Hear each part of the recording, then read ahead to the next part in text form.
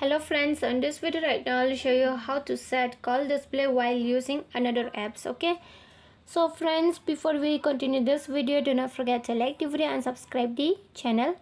Okay, so let's start the video. At first you have to move on call app. Okay, you have to move on call app. Here you have to click on this three dot. After clicking on it, you will find the setting. Okay, so you have to click on setting.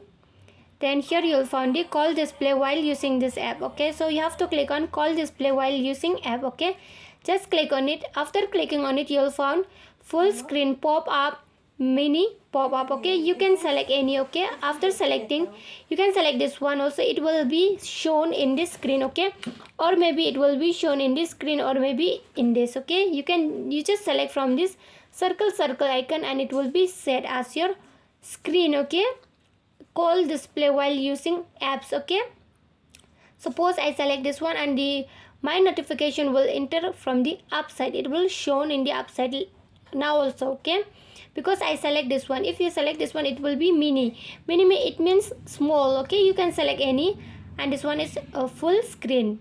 Okay, you just click and it will be set by itself. Okay, so friends, if you love the video, do not forget to like the video, share the video and subscribe the channel, and thanks for watching.